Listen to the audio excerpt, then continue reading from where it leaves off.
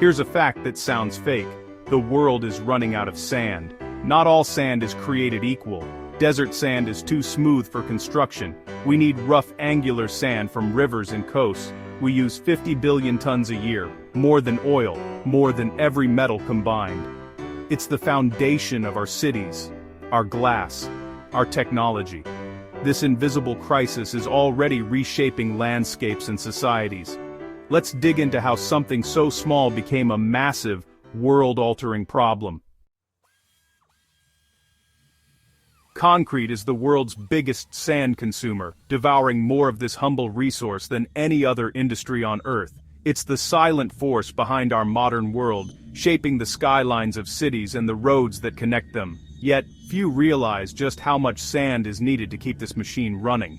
Every single year, humanity pours enough concrete to build the equivalent of 8 New York cities from scratch. That's millions of tons of concrete, rising up as towers, bridges, highways, and homes, all demanding an endless supply of sand.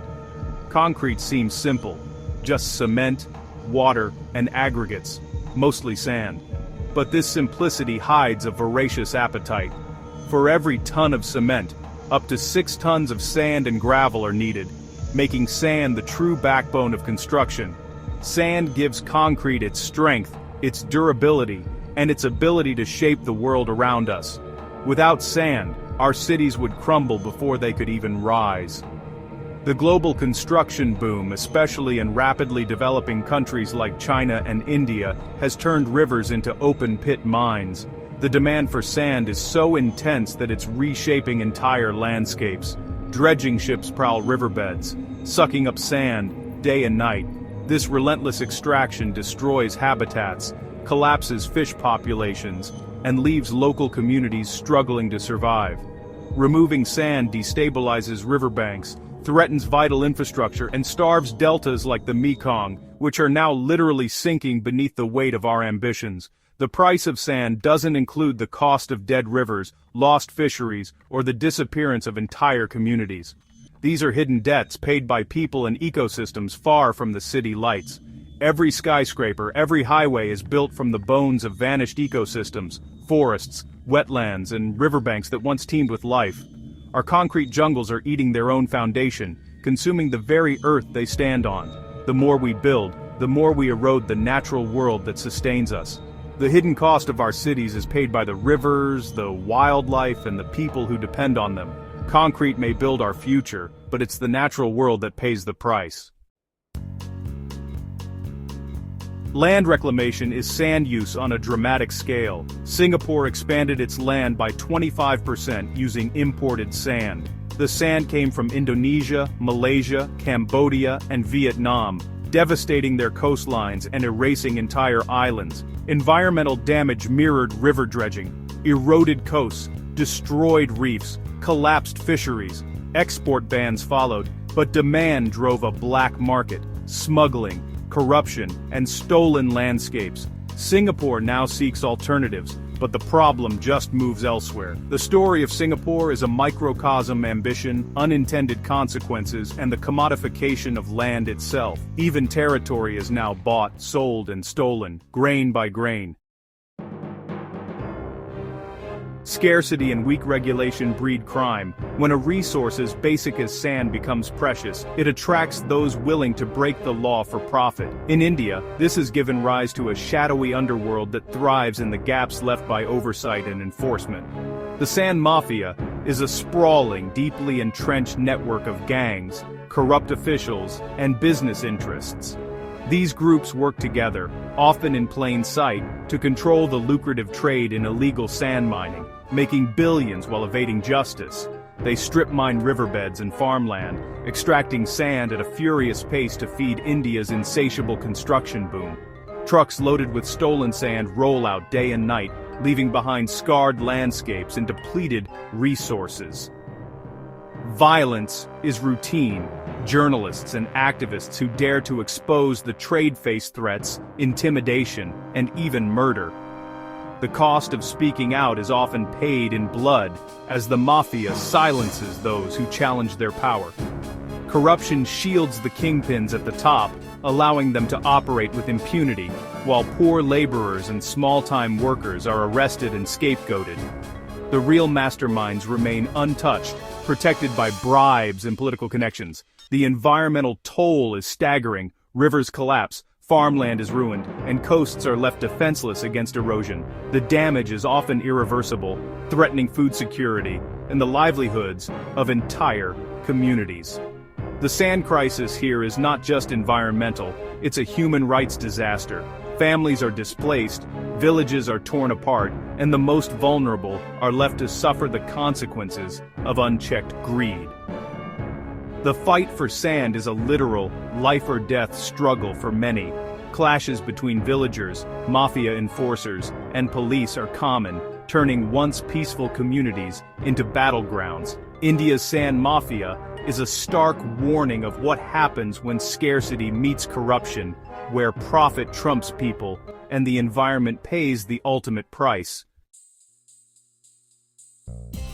Not all sand is for concrete. High-purity quartz sand, silica, is the backbone of glass and technology. Silica sand becomes windows, screens, and fiber optic cables, the circulatory system of the internet. Ultra-pure quartz is rare, found in only a few places like Spruce Pine, North Carolina. This makes the tech industry vulnerable. A disruption could ripple through global supply chains. As demand for electronics and solar panels grows, competition for this special sand intensifies. Scarcity isn't just about quantity, it's about quality, and our digital world depends on a few precious grains. Beaches are vanishing at an alarming rate, and it's not just because of sand mining. Dams built upstream trap the river sediment that would naturally flow to the coast, cutting off the vital supply of sand that beaches need to survive. Every year, millions of tons of sediment are held back by these barriers, never reaching the ocean. Rivers, once nature's conveyor belts for sand and silt, now run clear and hungry. With their sediment load trapped, they begin to erode their own banks, carving deeper channels and leaving behind dry, exposed roots. Downstream, the coastlines that once thrived on this steady supply of sand are left starving, unable to keep up with the relentless forces of wind and waves. Today, 75 to 90% of the world's sandy beaches are retreating. Iconic coastlines that have stood for centuries are shrinking before our eyes, their golden sands disappearing year after year. The loss is visible from space. Satellite images reveal coastlines that are steadily being eaten away, leaving behind only memories and warning signs for future generations. Beaches are more than just places to relax. They're our first line of defense against storms and rising seas. When they disappear, communities are forced to fight back with costly and temporary solutions like beach nourishment, where sand is dredged from offshore and dumped onto the shore to rebuild what's been lost. This process is expensive, disruptive, and must be repeated again and again as the ocean continues to reclaim the sand. Miami Beach is a striking example, a perpetual construction project maintained at enormous expense as the ocean relentlessly washes sand away. Bulldozers and trucks work year-round to keep the beach looking pristine, but it's a never-ending battle against nature's powerful forces. But even offshore sand is running out. As local sources are depleted, some cities are now considering the unthinkable, importing sand from distant countries, shipping it across oceans just to keep their beaches alive. This raises new questions about cost, sustainability, and the global impact of our efforts to hold back the sea. The result? Our beaches are no longer natural landscapes. They've become engineered illusions, carefully maintained for tourism and protection, but always at risk of vanishing with the next big storm. This is the future facing coastal cities everywhere, a world where the battle to save our beaches is never truly won, and the line between land and sea grows ever more uncertain. The crisis feels overwhelming, but innovation offers hope. Can we use desert sand? Researchers are developing new binders and polymers to make it work in concrete. Sulfur and geopolymer concretes show promise, but need scaling up. Recycling is key. Crushed glass can replace natural sand and concrete, reducing landfill waste and easing pressure on rivers. Some innovators mix shredded plastic into concrete, cutting sand use and improving material properties. No single solution can replace 50 billion tons a year, but together they shift us toward a circular economy. Waste becomes resource, and ingenuity replaces extraction. Hope lies in reimagining our relationship with materials. What if we just used less concrete? Enter mass timber, engineered wood strong enough for skyscrapers. Mass timber buildings are rising worldwide, locking away carbon and reducing reliance on sand and cement. Sustainably managed forests make timber renewable. Cities could become carbon sinks, not sources. Modern mass timber is fire-resistant and structurally robust. Challenges remain: building codes, supply chains, training, but the potential is huge.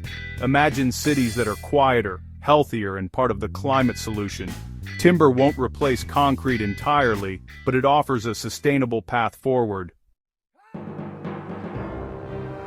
Scarcity breeds conflict. Sand is now a geopolitical issue, fueling disputes between countries over rivers and coastlines. Upstream mining in one nation devastates deltas and fisheries downstream, sparking diplomatic tensions. Eroding coastlines threaten maritime borders and national sovereignty, especially for island nations. As sand grows scarce, powerful countries may compete for access, even weaponizing supply chains. The sand crisis is a security threat, multiplying instability and redrawing maps. The world's borders are shifting, grain by grain. We've built our world on sand, but treated it as infinite. It takes millennia to create the sand we use in seconds. Solutions exist: building with desert sand, recycling glass and plastic, and rediscovering timber. Awareness is the first step. Every sidewalk, window, and screen has a hidden history. Respect the grain. Our future depends on it. Total word count: 1778 words.